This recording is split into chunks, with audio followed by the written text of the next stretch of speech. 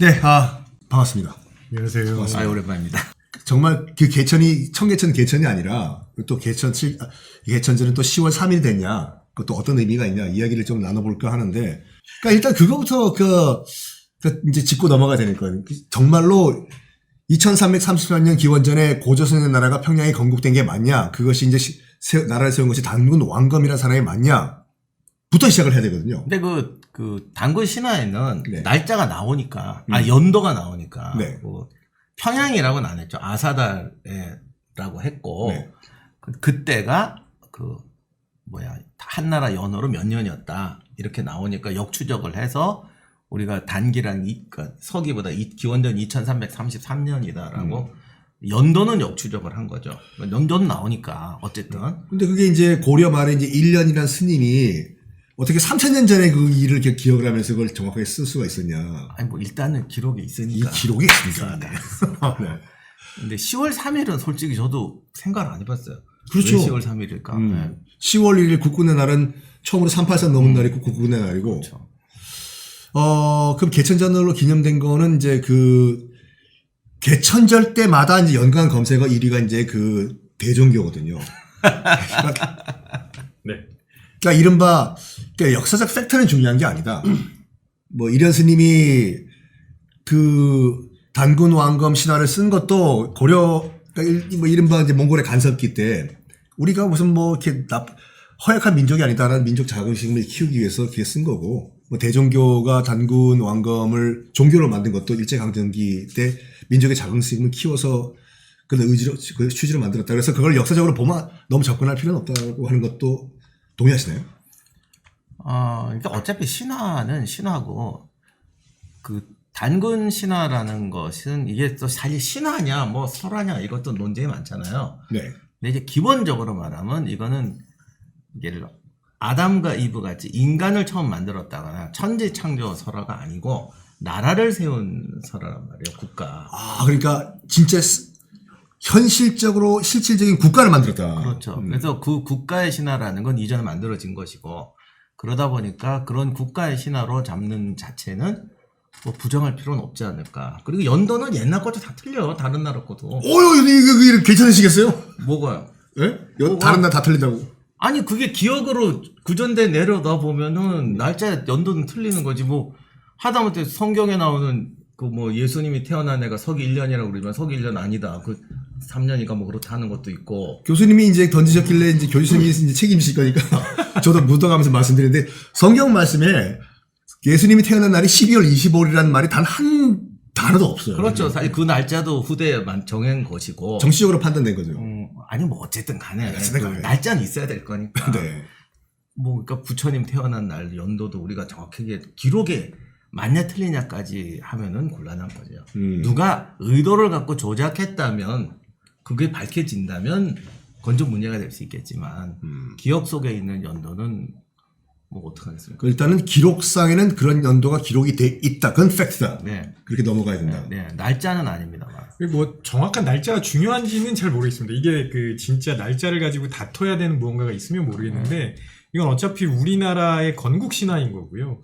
그러면 예전부터 전해 내려오는 이야기들이 있을 거고, 사람들이 거기에 동의하면 충분히 특정 날짜를 정해서 기념할 수도 있을 것 같고, 어차피 이게 원래는 음력이었다면서요. 그렇죠. 네. 음력을 하면 매년 바뀌니까 사람들이 좀 헷갈릴 거고, 그래서 양력으로 정하지 않았나 싶은데, 뭐 이게 이제 워낙 10월 달에 휴일이 많아가지고 예전엔 더 많았었죠, 솔직히. 네. 네. 그래서 좋아하시는 분들도 많더라고요. 10월 달에 휴일 모여 있으니까 이렇게. 피디님 장기 휴가 가신다고 들었는데. 어쩐지 지금 저희가 우리가 녹화를 하는군요. 저는 그 국경일에도 저희는 생방을 할 수가 있는 사람들인데. 네. 근데 우리 또 교수님께서 지금 그 신화를 말씀하셨는데, 그 각국마다, 각 나라 민족마다 뭐 이렇게 그 건국 신화, 뭐 없는 데도 있지만, 신화들이 있지 않습니까? 네. 이게 심리적으로 어떻게 접근을 해야 되나요, 이건요? 신화는 대부분 보면, 그게 저는 그냥 역사와는 그냥 무관하게, 제가 비전문가이기 때문에 그냥 신화를 쭉 읽어보면 대부분 주인공이 역경과 고난을 딛고 일어서서 성장하는 그런 얘기가 많잖아요. 거의 뭐 미래소년 코난이죠. 네. 그러니까 그렇게 신격화를 해야 해야 그 밑에 있는 사람들이 그걸 가지고 한 군데 모이고 따라갈 수 있는 힘을 만들어주는 게 아닌가. 특히 어려운 상황에서 신화가 강력한 힘을 발휘하는 경우도 많았잖아요. 그런 차원이 아닐까 싶어요.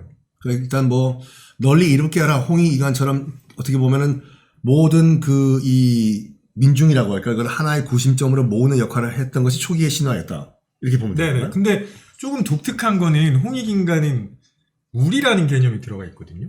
우리. 네네. 그러니까 다 홍익인간 널리 이롭게 하라. 우리가 같이 함께 잘 살자 이거잖아요. 네. 근데 다른 나라 신화들 보면 그냥 한 사람이 굉장히 영웅적인 사람이 이렇게 불뚝 솟아 올라가지고 나라를 구하고 이런 게 많은데 단군 신화는 우리라는 개념이 들어가 있는 게 저한테는 좀 특이하게 보였고 그래서 우리나라 사람들이 이렇게 우리를 많이 얘기하지 않나. 아니 그래서 미국의 친구들한테 이렇게 하면 깜짝 놀라요. She's our wife라고 하면 언제부터 너랑 나랑 같이 이렇게 결혼했냐?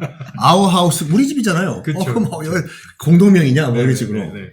그래서 거의 우리가 입에 붙어 있어요. 우리나라 사람들한테. 지금 우리나라로 가시잖아요. 아 근데 그 말씀하신 거 보면 굉장히 어색해요. 이게 내 집이야.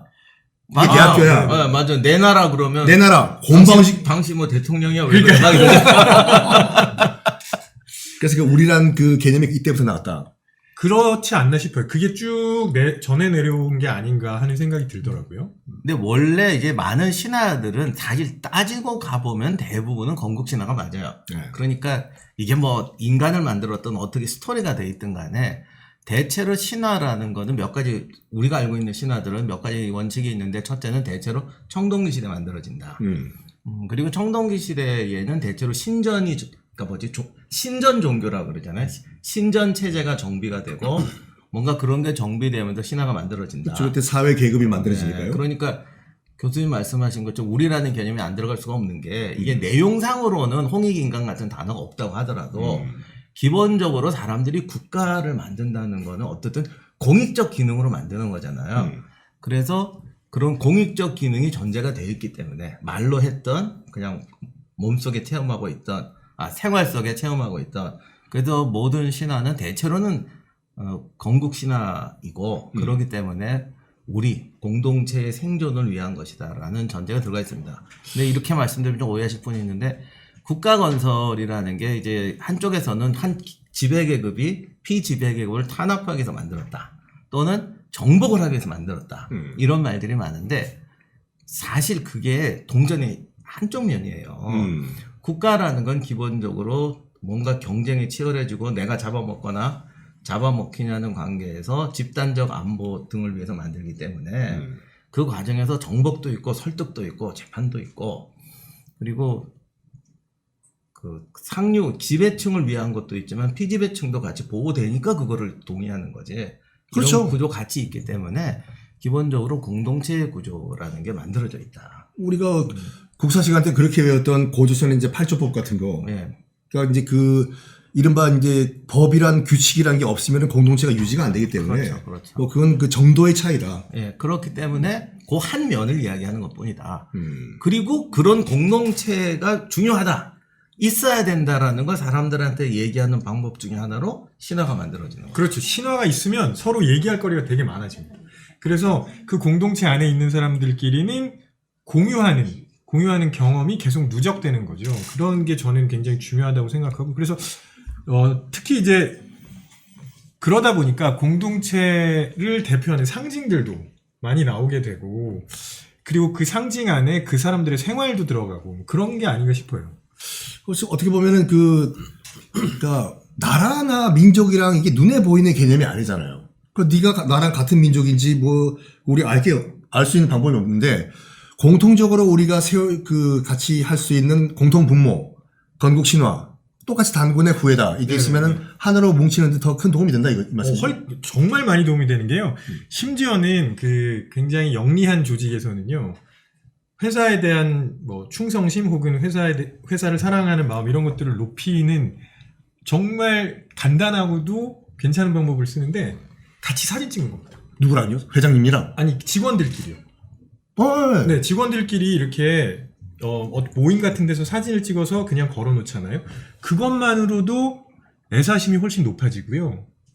그래서 코로나 때 그 아주 현명한 회사들은 못 나오잖아요. 회사에. 그렇죠. 다 못 나오니까 아무래도 이 자꾸 안 보게 되면은 내가 진짜 저기 소속이 맞나 이런 생각도 하게 되고 그래서 그런 것들을 높여주기 위해서 그냥 회사 로고가 박힌 기념품이나 혹은 생활 필수품 같은 것들 특히 신입사원들한테 실제로 보내주기도 했었습니다. 신입사원들 저는 한 번도 이거를 찬 적이 없는데 신입사원들의 프라이드 자긍심 중에 하나가 이거 있잖아요. 이거 카드 네네. 띡띡띡. 출입카드. 네. 출입카드는 솔직히 말해서 출입할 때만 찍으면 되는데 이거를 점심 먹으러 갈 때 계속 나 이 회사 소속이야. 부럽더라고 이거.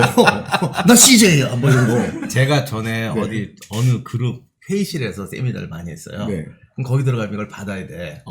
근데 방문객이죠. 근데 나는 이 거는 거 좀 이렇게 싫어해갖고 주머니에 넣고 다니거든요. 네. 같이 엘리베이터 탄 직원들이 막 깜짝 놀라더니 그걸 주머니에 왜 넣으시냐는 거야. 그래서 아니 나 이거 걸고 들어갈 필요가 뭐냐. 이거는 찍는 건데. 이거 들어갔으면 여기 막 이상하게 생각하면 저는 이거 없으면 허전해서 못 살아요. 중요합니다. 그래서 이렇게 오피스타운 뭐 상암이라든지 뭐 여의도든지 이런 거 보면 서로 경쟁을 하더라고요. 이렇게 보면서 회사 이름 뭔가 이런 식으로. 그게 나름대로 뭐 그 회사의 뭐 신화 개념으로 보면 된다 이거죠. 그렇죠. 상징물이죠, 일종의. 네. 근데 저는 그게 진짜 필요한 게 무슨 나는 자부심 어디 뭐 너 방문객이냐 꼭 이런 거보다도 전에 재택근무 이거 교수님이 더 잘했을 텐데 재택근무를 했더니 효율이 올라가는 것 같았는데 네네. 어떤 회의를 이걸 하잖아요. 네, 회의가 줌으로 안 하고. 된다는 거예요. 오. 왜냐하면 개인이 하면 좋은 얘기, 옳은 얘기, 이성적으로 얘기를 해요. 회의가 안 되지. 사실 회의는 양보가 들어가야 되거든. 네. 근데 그 양보를 하려면 구심점이 있어야 되는데 각자 이성적으로 쫙 옳은 것을 얘기- 판단하고 이건 양보해도 돼. 저쪽은 양보 못해. 그러니까 너무 합리적이 돼서 회의가 안 된대. 실제로 그 화상회의 하잖아요. 그러면 화상회의 참여하는 사람들이 제일 어려워하는 게 다른 회의 참여자들의 감정을 파악하는 걸 제일 어려워합니다. 이렇게 그냥 대면으로 보고 있으면 그냥 말해도 얼굴 표정만 보고 금방 파악할 수 있거든요. 근데 컴퓨터 화면으로 얼굴 보이면 그게 거의 파악이 안 돼요. 그러다 보니까 되게 어렵죠. 근데 뭐 요즘 그 코로나 시대에 이제 그 학교라든지 회사를 처음 경험한 친구들 같은 경우는 그게 더 익숙하다고 하더라고요. 그렇죠. 네. 그래서 사실 자세히 보면은요, 그런 거에 익숙한 사람들은 얼굴만 보여주는 게 아니라 채팅을 같이 합니다. 예. 그러니까 자기의 감정 상태를 채팅으로 알려줘요. 그런 방식으로 병행하지 않으면 게다가 회의 때 화면 끄고 하시는 분들도 되게 많아서 아니 그 화면 보고 하면 졸지를 못해요. 다 보이니까 이렇게. 근데 이제 그 단군 신화가 어떻게 보면 남북한 공동의 신화인데 일단 두 분은 어떻게 생각하십니까? 지금 그 단군 릉이 발견됐다. 뭐 저는 지금 북한 관련 프로그램을 하고 있지만 조사해 보니까 남자 여자 키가 한 170, 180 정도 되는 그 골격이다. 그럼 그 뼈가 최소한 몇 천 년, 4천 년 된 그런 뼈이잖아요. 그대로 이게 보존이 돼 있더라고요. 그게 신빙성이 좀 있을까요? 아니 뭐 신빙성이 그런 일이 있을 수는 있고 아예 없다라고는 제가 말을 네. 못하겠어요. 그런데 솔직히 그 북한의 단군론 같은 건 저는 좀 믿기 어렵다고 봐요. 그리고 북한이 그렇게 단군 띄우는 거는 사실은 건국신화라는 것이 어떤 공동체를 묶어주는 의미인데 묶는데도 전 여러 가지 방법이 있다고 생각합니다. 그러니까 어느 공통된 공감, 그러니까 사람이 어느 출발선은 좀 비슷해야 얘가 되는 거지. 네. 예를 들면 여기 제철 회사인데 누구는 자동차 회사로 생각하고 있으면 토론이 될 수가 없잖아요. 우리 회사 자동차 회사였어? 그러니까 어떤 그런 공통의 선을 만들어주는 거는 필요하다고 생각합니다. 네. 긍정적 효과고. 그런데 이게 너무 심해져가지고 묶어버려. 우리는 이 틀에서 벗어나면 안 돼. 이렇게 되면 이제 발전을 저해하는 거죠. 그러니까 어떻게 보면 얘가 좀 길어지는데 일제시대 때 단군교도 만들어지고 단군신화 또는 그 이전에 단군신화가 이련이 기록할 때도 네. 몽골 침략 때였고 이럴 땐 같이 어떤 우리가 공통성을 느끼고 저항하고 극복하기 위해서는 그런 게 필요한데 이제 그게 없어. 이제는 우리는 자유로운 민족이고 자유로운 국가야. 네. 그러면 이 묶어주는 방식이 바뀌어야 된다는 거예요. 근데 그 묶어주는 방식이 자꾸 경직되게 나온다는 것은 그 사회 자체가 좀 경직되거나 비합리적인 선이 많다는 거죠. 그러니까 지금 뭐 북한 김씨 왕조 백두혈통이라고 하는데 솔직히 말해서 그 백두혈통 이 백두산 근처에 가본 적도 없거든요. 김정일 같은 경우에는 러시아 하바롭스크 하바롭스크 혈통에 갔어요. 또 지금 김정은의 어머니는 또 제일교포 출신이잖아요. 그 제주도 출신. 그러니까 이런 결점을 커버하기 위해서 억지로 단군 신화를 약간 끌고 온 경향도 있다고 보면 되나요? 그러니까 그거는 사실 북한만이 아니라 옛날부터 많이 썼어요. 이런저런 나라에서. 어디 뭐 건국 신화들 많이 썼지. 네. 그리고 그런 어떤 정체성이라는 부분을 심지어는 공자의 후손 뭐 이런 거 강조할 때도 있었잖아. 우리 조선 후기 때 명나라는 망했어. 유학의 전통은 없어졌어. 아니 벌써 명나라는 망했는데 이 서인 세력들이 그 이런 아주 형 이상학적인 헛소리를 하잖아요. 명나라는 망했어. 명나라는 내 마음속에 살아있다. 아니 내가 후손이라고 그랬어요. 저기 몇 군데 가면은 낙서가 있어요. 조선 후기 때. 네. 대명 후에 누구. 예를 들면 썬킴님 그렇게 쓰시는 거야. 네. 예를 들면 뭐 어디다가 낙서하고 썬킴이 왔다 갔다가 아니고 대명 후에 대명의 후에 썬킴이 왔다 갔다. 왠지 잘 어울리실 것 같아요. 대명 비유를 좀 잘못했나? 제가 약간 중국을 좋아하죠. 아니 그렇게 그러니까 약간 유아적인 그런 그 뭐랄까 의존성이라고 해야 되나요? 심리학적으로. 이게요, 그 신화가 진짜 그래요. 지금 말씀하신 것처럼 잘못하면 아주 그 못된 방향으로 사용되는 거죠. 왜냐하면 단군 신화를 예를 들어서 우리나라 국민 중에 어떤 사람이 단군 신화 그게 말도 안 되는 소리 이렇게 말하기 되게 어렵거든요. 그러니까 신화 같은 거는 공동체에 있는 사람들을 하나로 끌어모으기에 아주 좋은 무기가 될 수도 있습니다. 네. 그래서 보통은 민족주의 같은 것들이 강화될 때 그런 얘기가 더 많이 나오거든요. 그럼 거기서 벗어나는 건 너는 배신하는 거구나 이렇게 되니까요. 그래서 이게 혹시나 잘못 사용돼서 마치 그 무기처럼 쓰이는 거 이런 걸 좀 진짜 경계해야 되지 않을까 싶어요. 그 예를 들어 가지고 지금 저는 그 깜짝 놀란 게 뭐냐 북한도 김일성, 김정일 이 역할하는 배우들이 나오는 영화가 있거든요. 1호 배우라고 해가지고 그런 1호 배우들한테도 손가락질하면 안 된대요. 끌려간대요. 그런 정치범 수용소에. 께서는 이런 식으로 배우도 결국에는 김일성과 똑같이 김정일과 똑같이 그러니까 북한에서도 김정일 신인 김정일을 연기하는 배우가 있는데 일본에서는요 일왕 자기대표현으로 덴노 천황이 등장하는 영화가 단 한 편도 없어요. 그러니까 이 신화를 진짜로 현실로 믿는 거의 유일한 케이스이지 않을까요? 뭐 제가 뭐 전 세계를 다 알지를 못하니까 유일한 케이스라고 할 수는 없겠지만 거의 선진국에서 이 정도인 거는 드물죠. 드물다고 해야겠지. 그렇죠. 뭐 그 메가더가 이제 상륙을 한 다음에 그 유명한 사진 있잖아요. 키 큰 메가더가 넥타이 풀고 서 있고 히로히토 일왕이 키 조그맣게 이렇게 끼지하게 서 있는 거 보고 우리가 믿었던 건 신이 아니라 인간이었다라고 멘붕이 왔다는 거. 근데 뭐 어쨌든 중요한 거는 그 북한이 단군 같은 거를 이제 강조하는 경우는 방금 말씀하신 대로 내가 대접을 받아야겠는데 그러니까 나만 위대하다고 하면 안 되잖아요. 아 그렇죠. 그러니까 그게 아니라 부모님한테 효도하는 게 하늘의 도리다. 그게 이제 혈통으로 자꾸 가는 거죠. 그렇지. 그게 그런 식으로 뭘 뒤에다 깔아놔야지. 네. 그리고 나도 단군을 이렇게 받들어 주지 않냐. 넌 나한테 어떻게 해야 되겠니? 이렇게 가는 구조인 거지 그게. 네. 그래서 이게 신화를 잘못 사용하면 이렇게 되는 거죠. 그래서 저는 이게 잘못 사용되면 굉장히 배타적으로 갈 수 있어서 항상 조심해야 된다고 생각하는데요. 특히 이제 저 어렸을 때 우리나라는 단일 민족이고 배달의 민족이고 이렇게 역사 시간에 많이 배웠거든요. 근데 나중에 역사 전문가들이 하시는 말씀 보면 우리나라도 엄청 섞였더라고요. 거기 그 돈 10달러니까 한 15,000원만 내면 DNA 검사를 해주더라고요. 이 면봉 가지고 해서 보내면 저 해봤거든요. 심심해가지고. 깜짝 놀랐어요, 진짜. 어느 나라가 섞였습니까? 아니, 그러니까 몽골리안이 거의 대부분이고 일본과 말레이계도 있더라고요. 근데 딱 우리 교수님은 네. 전형적인 북방민족 같이 보이는데. 아니, 저희 부모님이 아버지가 이북에서 내려오셨습니다. 그래. 북방민족 맞으시네. 옛날에 그 도낭석굴에서 나왔던 금발미라. 예. 그거 보고 또 한때 중국인의 조상이 금발인가 보다 이런 설도 많이 돌았고. 네. 또 그거에 또 이제 그 문화혁명할 때 분노를 해가지고. 네. 그 미라.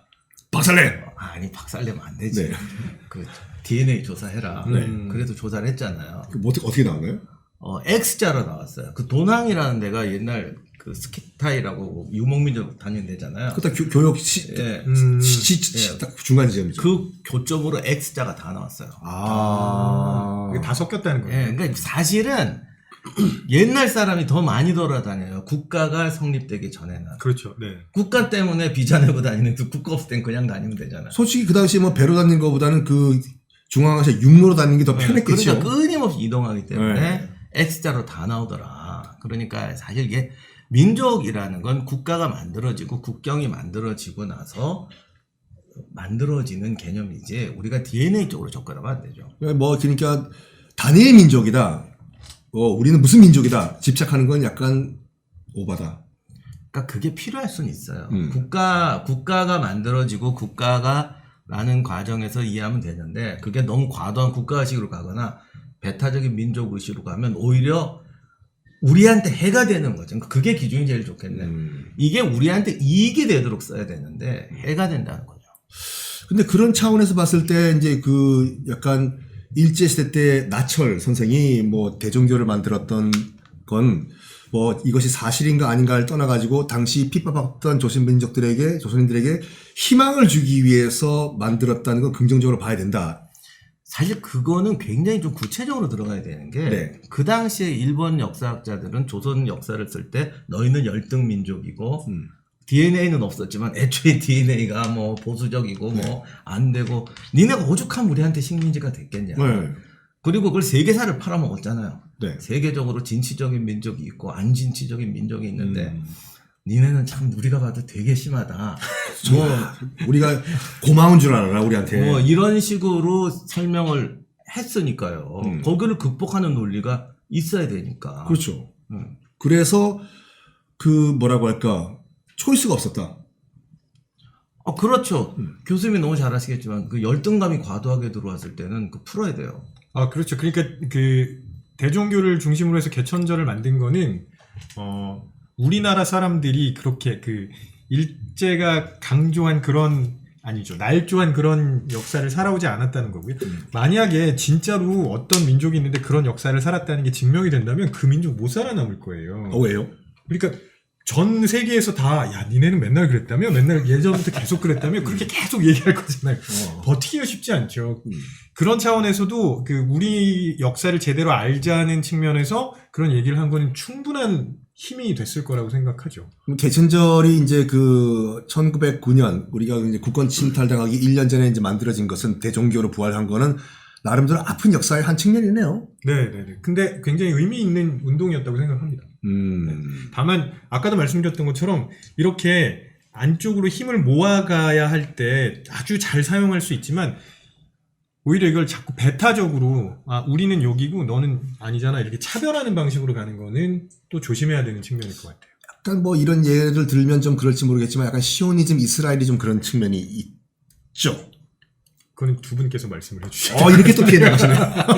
아니, 그러니까 뭐든지 악용하고, 과도하면 그렇죠. 악용이 돼요. 네네. 그리고 사람은 머리가 좋기 때문에, 예를 들면 이런 거 있어요. 아프리카에서, 이건 내가 영화에서 진짜 봤어요. 아프리카에서 이제 서양 문명이 들어오니까, 막 열등감이 생길 거 아니에요. 네. 그래서 갑자기 표범 가족 두르고, 뭐 전통 이래가지고, 창으로 뭐 저기 총대포로 무장한 군대를 무찔렀단 말이에요. 그러면 이걸 제국주의 애들이 역용하는 방법이 막 박수 쳐주는 거야. 우리가 잘못했어. 니네는 그 레오파드 정신. 그게 너희를 이기는 거야. 그러니까 갑자기 이제 우리 총 필요 없어. 대포 필요 없어. 표범 가족 두르고 이러자. 그러면 거기서 멈춰요. 뭘까요? 걔들의 발전이 멈추지. 그렇죠. 더 이상 뭐 할 이유가 없으니까. 없어요. 그러면 처음에는 저항으로 하니까 자기들 만들었고. 네. 그 예를 들면 제국주의가 탄압하지 않고 네. 우리가 잘못했어. 니네가 맞아. 레오파 정신 좋아. 그러면 그때부터 표범으로 사는 거야. 우리가 표범의 휘어야. 총보 펴 쏴보라 그래. 다 피해. 실제 7, 80년대 영화 중에 그런 거 많습니다. 어떤 거요? 그러니까 그게 승리하는 길이라고 생각하는 거죠. 이제 표범 가족 두르고 맨하탄에서 밧줄 타고 뛰어다니면서 내가 현대인보다 우월하다. 우리가 이런 모습을 가지고 돌아가자. 그러니까 뭐 미국에 유학 가서 자동차 운전하던 애가 고향에 돌아가서 이거 두르고 말 타고 다니면서 우리의 미래를 위하여 이러는 끝나는 영화도 꽤 있었어요. 약간 심영섭 씨의 사바나의 봄같이. 와 그게 언제적이야? 아르면 그랬나?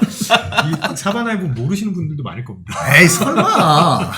아니 그런 거 많았잖아, 솔직한 얘기로.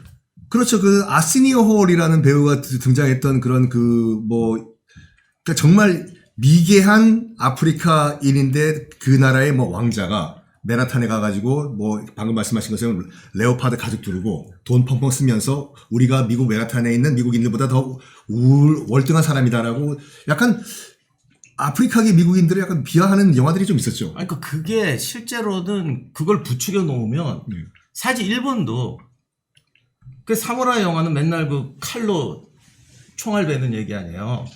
요즘도 많이 나오잖아 그런 거.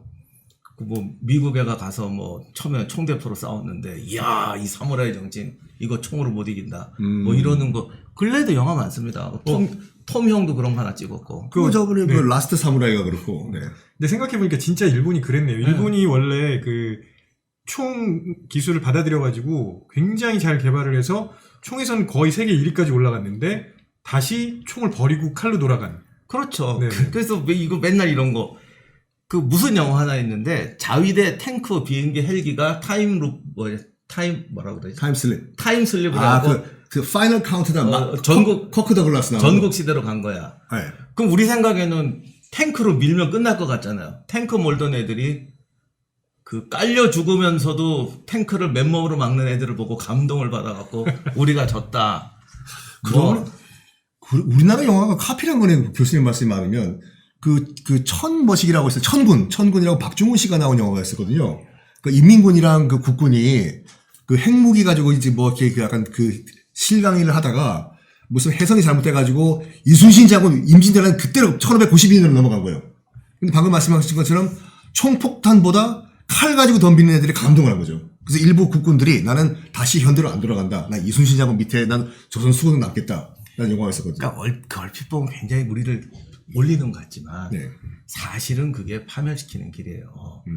그래서 이제 약은 나라는 그렇게 부채질하는 거지. 이 말이 맞아. 근데 이제 우리가 그 이제 개선제를 떠나가지고 단군 신화 하면 우리가 알고 있는 호랑이와 곰이 동굴 속에 들어가서 쑥이랑 마늘을 먹고 호랑이는 더 이상 배고파서 못하겠다. 곰이 승리해가지고 이제 웅녀가 됐다. 이건 당연히 이제 그 역사적 팩트는 아니고 어떻게 해석을 해야 될까요? 근데 사실 그리스 로마 신화도 그런 거 많습니다. 그러니까 착각을 하시는 분, 오해하시는 분들이 계시는데 맞나요, 교수님? 역사학과에서는 신화 공부 안 하는 거. 아니 단군 신화는 배우지. 아니 다만 그리스 로마. 아 그리스 로마. 그리스 로마. 나는 서양사학과가 아니야. 이렇게 또 피해 가시네. 아니 피해가는 게 아니라 우리는 그런 거 배운 적이 없어요. 우리는 그러니까. 아니 우리가 그랬다는 거지. 그러니까 요즘 다른 학교까지는. 요즘 그 졸업하신 친구한테 물어보니까 제가 그리스 로마 신화를 얘기하니까 자기는 신화를 모르는데 학교에서 저는 사학과이기 때문에 그리스 로마 역사를 배웠지 신화는 안 다룬다고. 아 근데 이제 고대사 하는 분들은 할 거예요. 왜냐하면 그리스 로마 신화 같은 경우는 그 세컨드 기록이 있어요. 네. 예를 들면 제우스가 어디 뭐 누구랑 이렇게 바람을 폈다. 바람 핀 게 아니라 뭐, 제우스는 무기징역이에요. 이제 그 얘기가 실어놓고 네. 그 밑에 해석을 또 뭘 다냐면 실제로 이 동네 누구랑 누가 누리마에서 도망을 갔는데 네. 이거를 이런 식으로 소문을 만들어 돌렸다. 이런 세컨 버전이 또 있어요. 네. 그러니까 그게 같이 있는 거죠. 그럼 어쨌든 그 신화를 어떻게 우리가 현실적으로 해석을 해야 되나요? 그러니까 이제 100% 맞다고는 할 수 없지만 그런 고대 사람들의 신화와 세컨 버전을 비교를 해보면 아 대략 이런 얘기를 이런 식으로 바꾸는구나. 그러니까 그 행간 사이에 있는 그 진실을 우리가 캐내야 되는 거죠. 그렇죠. 그런 패턴이 맞추는 건 있는데 물론 이거를 100% 적용할 수는 없어요. 네. 100% 적용할 수는 없지만 그 뭐 곰 토템, 호랑이 토템 같은 것도 하나의 패턴에 들어갈 수 있다고 봐요. 다만 그거를 이렇게 이걸 역사적 올바른 해석이다라고 단정할 만한 직접적인 증거는 없지만 방증, 정황 증거 정도 사례는 있는 것이죠. 그러니까 그런 하나의 해석으로 이해하면 될 것 같고 어쨌든 이게 국가의 발전 단계를 설명하는 건 맞아요. 뭔가 고대의 현실적인 기억이 신화로 만드는 건 맞습니다. 예를 들어 우리가 자꾸 놓치는 게 환웅이 신단수 아래에서 재판을 했다고 돼 있다고. 네. 근데 거듭 말씀드리지만 청동기 시대 국가건설 때 이야기가 주로 신화로 나온다고요. 근데 국가가 성립하는 과정에서 가장 중요한 게 그 집단 간의 갈등을 풀어서 그 집단을 하나로 만드는 거예요. 우리가 흔히 말해 부족국가, 부족연맹국가 이런 거 하잖아요. 그렇죠. 네. 그럼 누군가가 그 갈등을 해결해 줘야지. 그렇죠. 그거는 옛날 그리스 로마나 뭐 고대 기록에도 많이 나오잖아요. 그럼 그런 이야기 중에서 우리가 좀 기록이 짧게 신단수 아래 앉았다라는 거는 결국 이미 성장하고 있던 시족 부족 집단의 갈등을 해소하면서 하나의 국가로 만들던 이야기라는 역사적 기록이 이제 그렇게 신화된 거죠. 아, 그럼 그 자체를 이제 팩트, 그러니까 액면가 그대로 보는 것보다 중재기관이 있었다. 뭐 네, 이미. 근데 이제 우리가 환웅을 정말 찾아서 인터뷰를 하면 진짜 교수님 갑자기 타임머신이 있다고 하면 예를 그대로 가실 건가요? 그분이 뭐 하루 종일 신단수 한 적 있었겠냐? 아니 나 정자 밑에서 하고 야, 나도 귀찮아서 나도 치료해. 나 이동 다른 데로 갈래. 저기 지붕 밑에도 있은 적 있고 뭐 이랬다고. 그렇죠. 여름하고 겨울 다르고. 너무 더워 여기. 그리고 예, 뭐 아니 말씀하십시오. 신단수가 아니라 뭐 그 신단수라는 것도 나중에 붙은 이름이고. 그렇겠죠. 네. 그때는 느티나무였는데. 네. 그러니까 이럴 수는 있다 이겁니다. 이것도 확실히 제가 말 수는 없어요. 그러나 이제 그런 기억들이 이렇게 신화화되는 과정이 있다 정도입니다. 네. 저는 이 말씀에 완전 동의하는 게 뭐냐면 그 신화에 나오는 거 하나하나가 진짜 사실이냐 아니냐를 따진다기보다는 신화에 나온 얘기를 통해서 그때 사람들이 어떻게 생각하고 어떻게 살았는지를 이렇게 유추해보고 이런 방식으로 살아왔구나를 보는 게 저는 더 의미가 있을 거라고 보거든요. 그러니까 왜 곰이 도대체 372를 아니 100일을 그 안에서 기다렸어야 되냐는 거죠.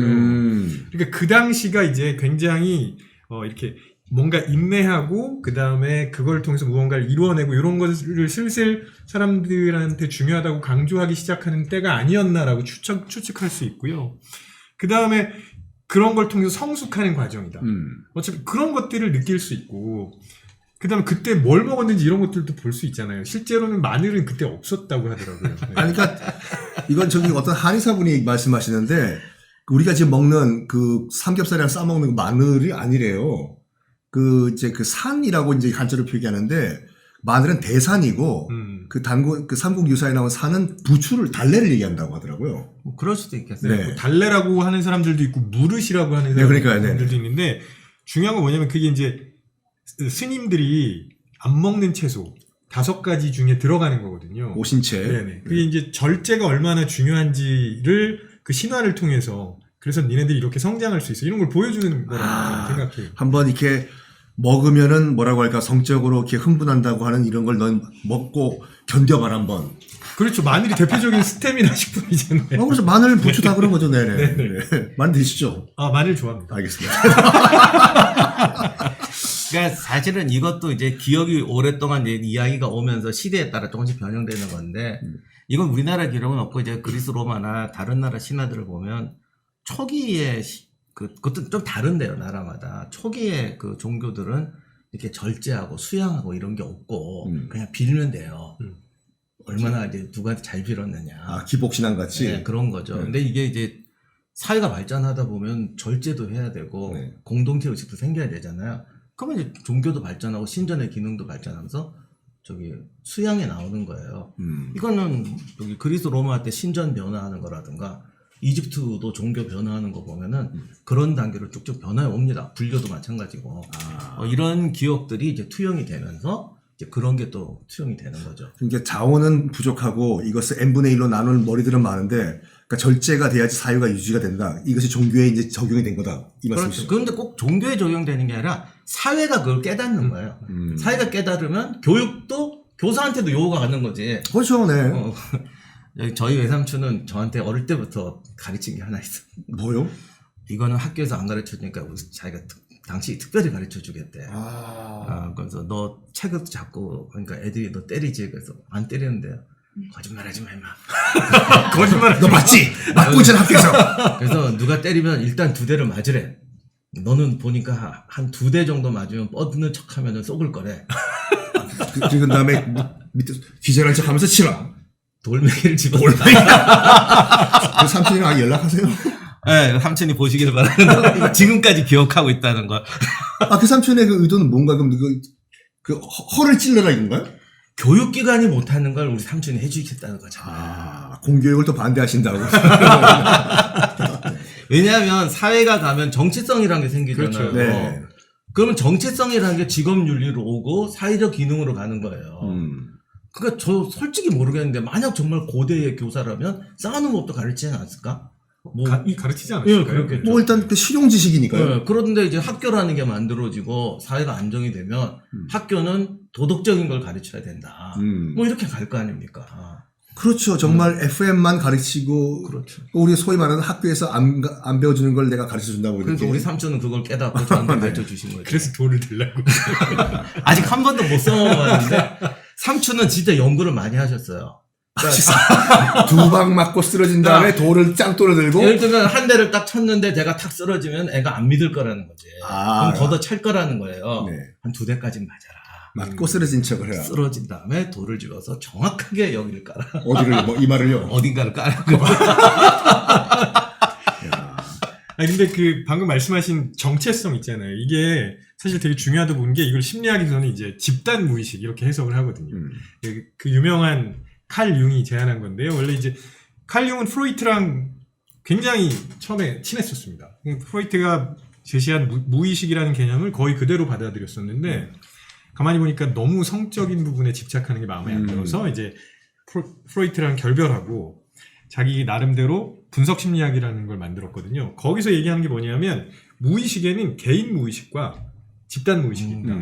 그래서 이 집단 무의식은 그 공동체를 구성하는 사람들이 오랫동안 살아오면서 누적된 경험이 다 투영되고 체화된 거다. 이런 식으로 해석을 하거든요. 그러면 신화에 나오는 얘기들은 결국은 단군 신화가 5,000년 전에 혹은 4,000년에 3,000년 전에와 지금이 똑같지는 않을 거예요. 그렇죠. 조금씩 변했을 네. 거거든요.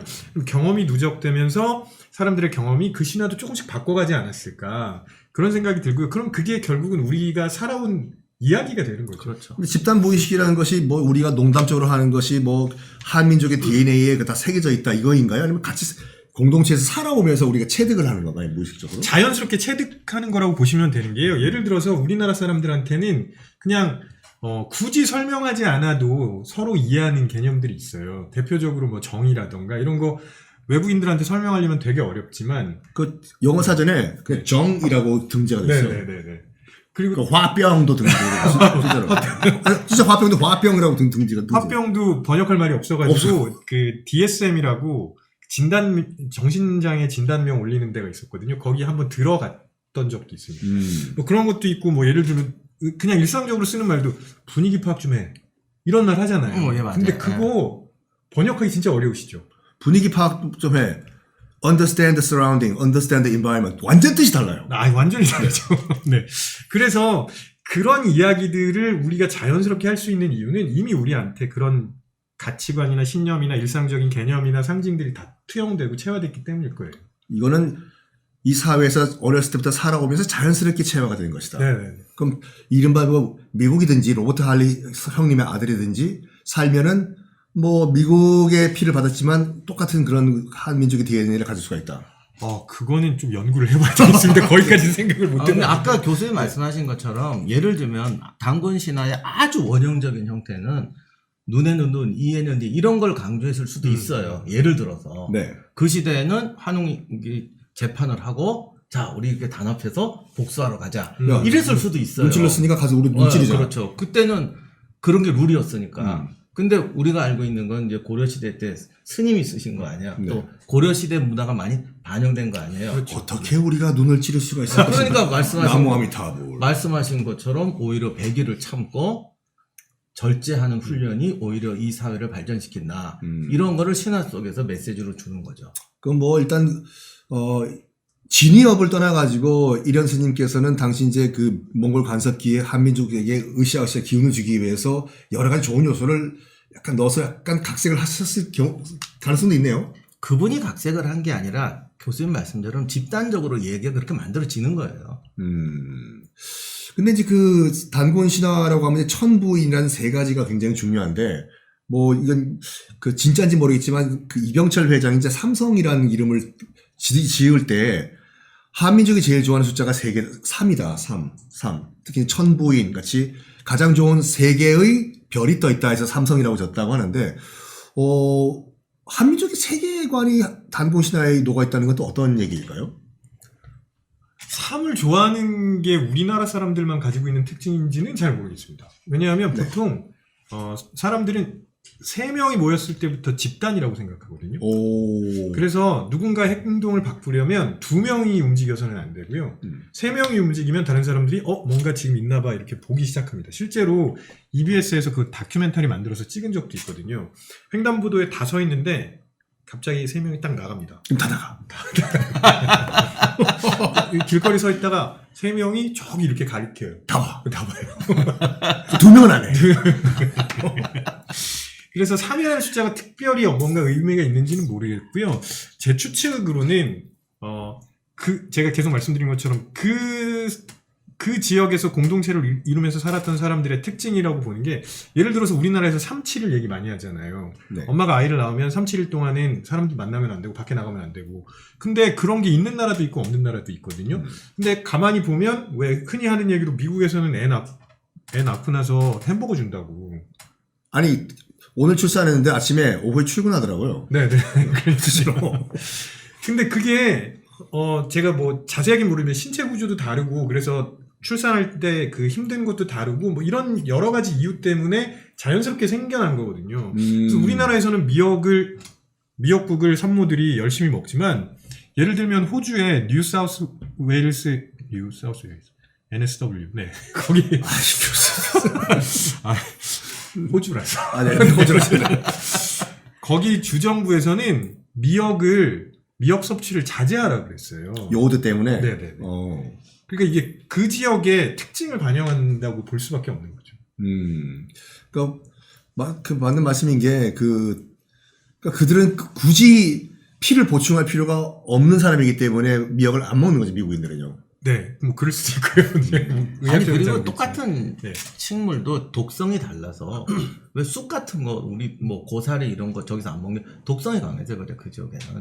그런 게 있어요. 고사리를 먹는 거 보고 깜짝 놀라는 사람들도 많더라고요. 예, 근데 우리나라도 고사리 독성이 있는데 독성이 좀 약하고 쉽게 빠지는 거고요. 네. 그러니까 그런 먹고 안 먹는 건 가만히 보면 화학적 구성이 좀 많이 다릅니다. 그래서 경험적으로 아는 거죠. 몸에 좋으면 왜 안 먹겠어? 다 먹죠. 탈이 아우, 그냥 눈 딱 감고 먹죠. 그러실 나이가 됐죠, 저희가 다. 그게 약간 국가와 민족별로 약간 다른 게 이게 고수를 받는 사람과 안 받는 사람의 DNA가 있대요, 그게요. 아, 그래요? 고수풀, 그 실란트로를. 그러니까 고수를 좋아하는 사람은 그 DNA가 있고, 그 없는 사람은 정말 아무리 평생 먹어도 이건 비누래요, 그냥. 못 먹는데요. 네, 저는 없나 봅니다. 저 미국 생활 어떻게 하셨어요, 근데? 다 빼고 먹었습니다. 10년을요? 네. 고수 드시죠? 저야 다 먹지. 거봐. 우리 저기 단연미족이 아닌 게 확실해.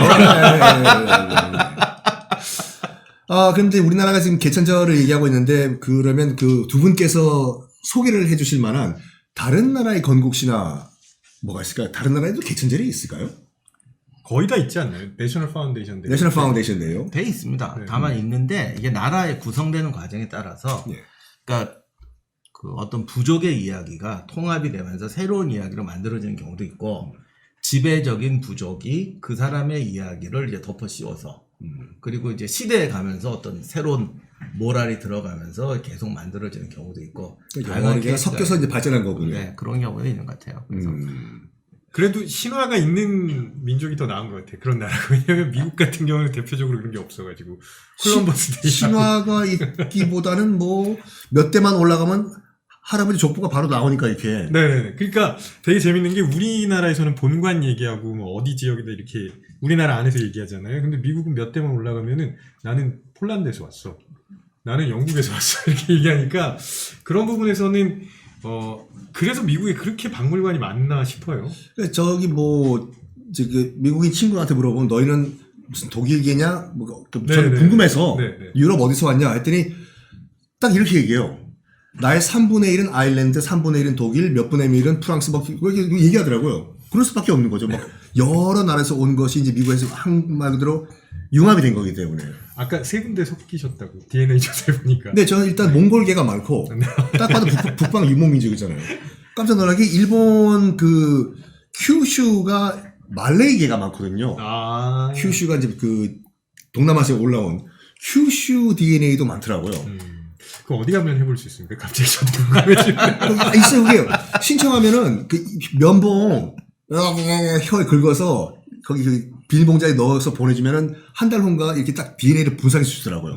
신뢰성이 있는지는 모르겠고. 근데 사실은 미국도 이제 좀 지나 뭐 지금도 있고 미국도 있긴 있어요. 건국 신화 비슷한 거. 어떤 게요? 그 폴 버니언. 폴 버니언, 네. 그러니까 우리가 다 알아도 네. 그런 얘기가 만들어지잖아요. 근데 참 희한한 게 그 폴 버니언 얘기는 걔가 무슨 도끼 휘두르면 뭐지 그레드 캐년 되고 안개 속에서 뭐 휘젓고 다니면 길 잃고 헤매면 플로리다 늪지대 되고 그러니까 무지하게 땅이 큰데 네. 이걸 한 명이 다 만들잖아요. 네. 근데 가만 보면 중국도 그래. 중국의 그 반고설화라고. 많고. 뭐 걔가 뭐 오른손으로 뭐 어떻게 했더니 되고 뭐. 그래서 왜 큰 나라는 한 명이 다 만드는 거로 할까요? 반고설화 신화 같은 경우에는 참 중국이 스케일이 크긴 큰다고 하더라도 좀 오바가 아닐까. 물론 그 팩트는 아니지만.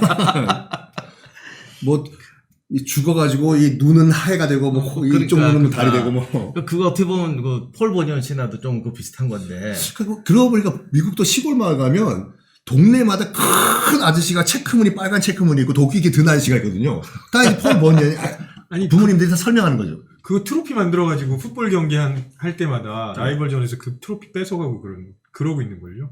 그 도끼를 다 들고 있는 게 네. 이게 또 우리나라 현 근대사와 관련 있는 것이 78년도인가 그 판문점 도끼 만행 사건에 미국이 북한을 침공하기 위한 그런 작전을 펼쳤거든요. 복수 작전. 네, 그 작전 이름이 폴 버니언 작전이에요. 도끼가 등장했단 말이에요. 눈에는 눈, 눈에는 도끼에 도끼 이렇게.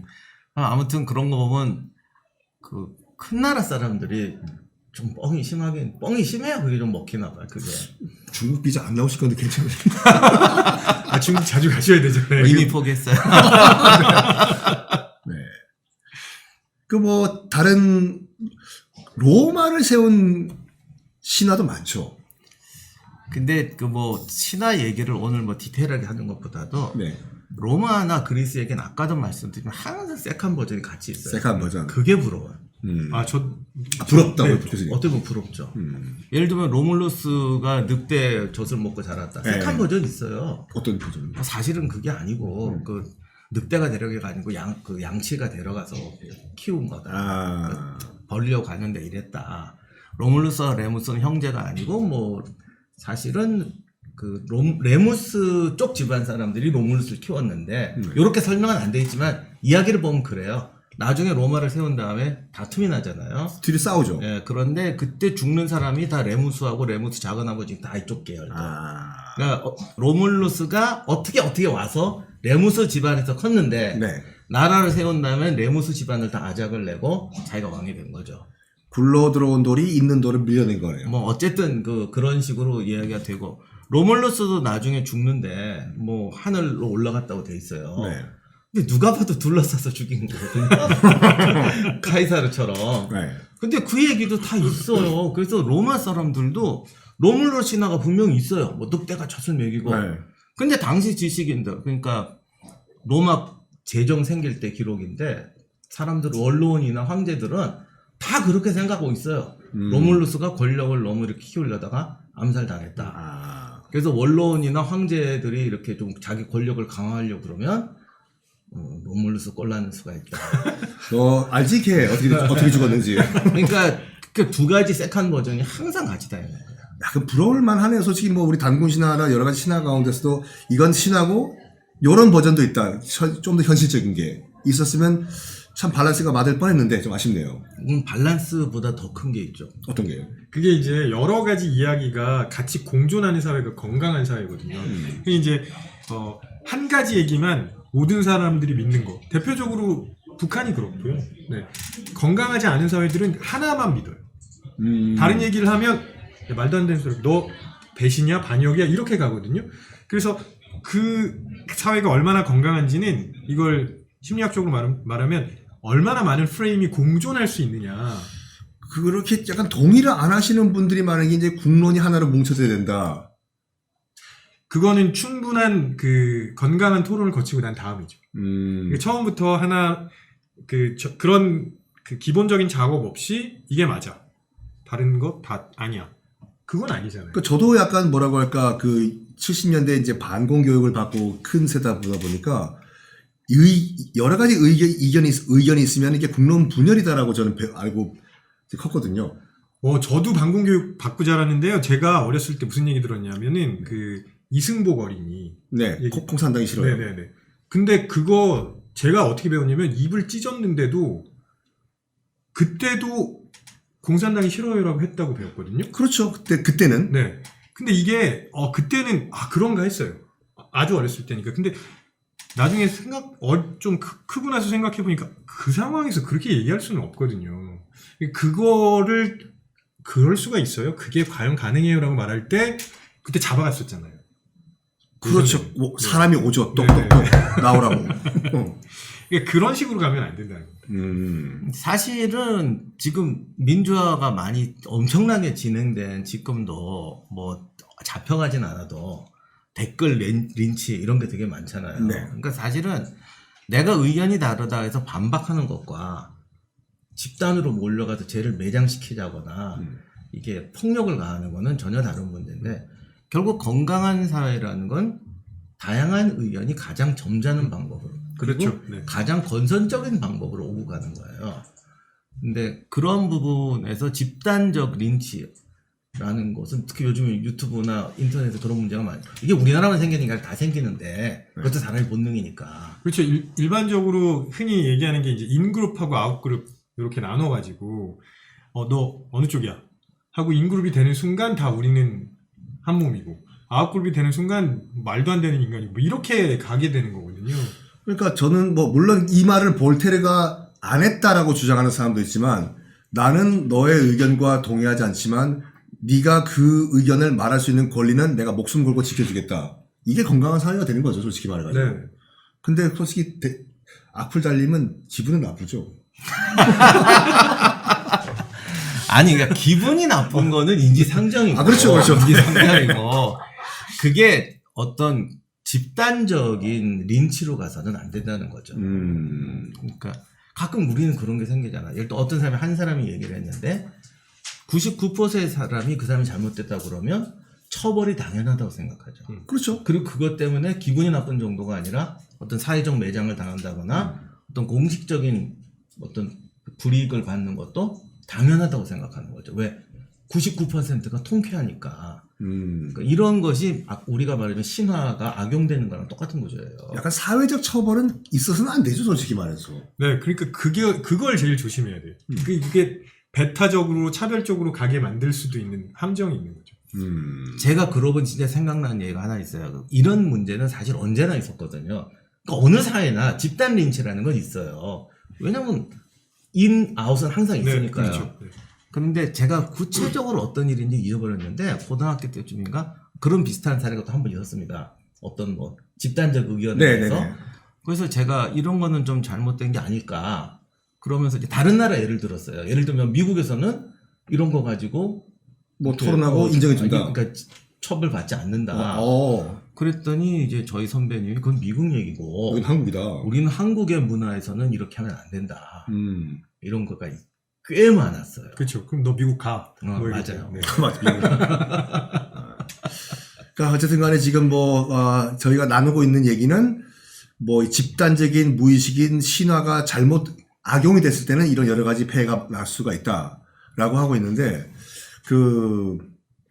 이건 어떻게 생각하세요? 일본 신화에 대해서 우리가 지금 구체적으로 얘기는 안 했는데 일본은 이른바 이제 만세일계라고 해서 뭐 기원전 700년인가 그때 제 1대 덴노가 하늘에서 내려온 이후부터 지금까지 한 번도 안 끊겼다 해서 우리를 놀리더라고요. 뭐 어떻게 놀립니까? 야, 너희는 뭐 왕조가 여러 개 있다며 고구려, 뭐 조선, 백제, 고려, 중국인들 더 놀려. 야, 너희 나라가 몇 개냐? 원, 청, 명, 월. 우리는 기원전부터 일본이고 지금도 일본이야. 니폰 데스네. 그건 좀 이거 미안한 얘기지만 99%가 정상이고 그 내가 한 말을 내가 뒤엎게 되는데 네. 거의가 비정상이에요. 거의가 우리가 비정상을 욕할 건 없지만 네. 그걸 가지고 딴 사람이 잘못됐다고 하면 안 되지. 1% 갖고 99%가 잘못됐다는 거. 아, 근데 지금 약간 뭐라고 할까, 이거 일본 건국 신화 가지고 말씀을 드리는데, 또 저는 심리적으로 이해가 안 되는 게, 그거를 잘못됐다라고 말하는 일본인들이 거의 없어요, 이게요. 저는 일본이 굉장히 다양성이 떨어지는 나라라고 생각하거든요. 아, 그러니까 저 깜짝 놀란 게 아, AI 기술을 만들어가지고, 네. AI 기술을 만들어가지고 종이가 없는 사무실을 만들어야 되잖아요. 네, 네. 일본인들은 AI 기술 가지고 도장 찍는 기계를 만들더라니까요. 도장 찍는 기계 네, 만들어. 도장 찍는 기계를요? 그래서 걔네들은 뭐 옛날 게 좋다고 얘기를 하면서 예를 들면 택시도 뭐죠? 예전 택시 그대로 지금 타고 다니잖아요. 도요타 크라운, 네, 네, 30년 된 네, 거. 그래서 야 요즘 좋은 차가 얼마나 많이 나오는데 택시는 왜 이렇게 옛날 거 그러면 일본 애들이 보통 이렇게 얘기하거든요. 택시는 원래 그런 거야. 근데요, 저는 그걸 별로 좋아하지는 않습니다.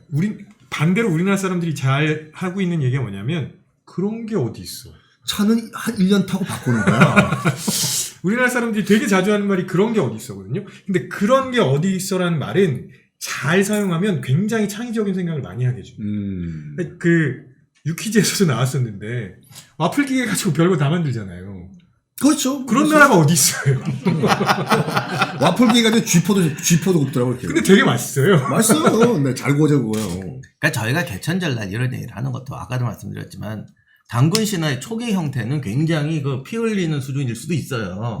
그리고 우리가 알고 있는 단군 신화는 중세의 이데올로기가 그러니까 중세 이데올로기라보다 중세의 삶의 지혜가 들어간 것이고, 그러니까 오늘날 우리가 이런 얘기를 하는 것은 또 단군 신화가 이제 일제하 우리 한국이 어떤 고통받던 시대를 만들어주면서 또 그 시대에 좋은 미덕이 들어갔는데 이제는 이것을 우리가 굴레로 쓰는 것이 아니라 굉장히 다양하고 미래적인 것으로 이해할 필요가 있다. 이런 점에서 이제 이런 말씀을 드리는 그러니까 거죠. 이제 결론을 내야 될 것 같은데, 이제 10월 3일 개천절을 이렇게 비판하시는 분도 있는 게 팩트예요. 단군이라는 사람이 존재했냐, 이걸 증명을 한 사람이 있냐. 그리고 종교적으로 봤을 때는 이건 타종교, 대종교의 한 행사일 뿐이다. 이거를 왜 국가적 차원에서 이걸 공유를 해야 되냐. 우리가 왜 기념을 해야 되냐. 라는 비판이 있는데, 그걸 떠나가지고 이련 스님이 만들었던 그런 그 시대적 상황, 그리고 또 나철 선생님이 일제강점기 때 우리 민족의 자존심을 올리기 위해, 자긍심을 올리기 위해서 이걸 만들었던 그 상황을, 그 정신을 우리가 방점을 찍어야 된다. 이렇게 보면 되는 건가요? 그런 의미죠.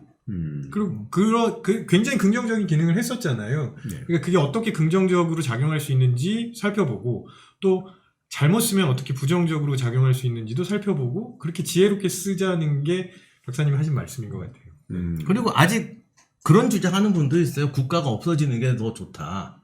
그런 아나키스트가 이수봉 다 있잖아. 그 사람들이 어디 있어요? 그래 있잖아.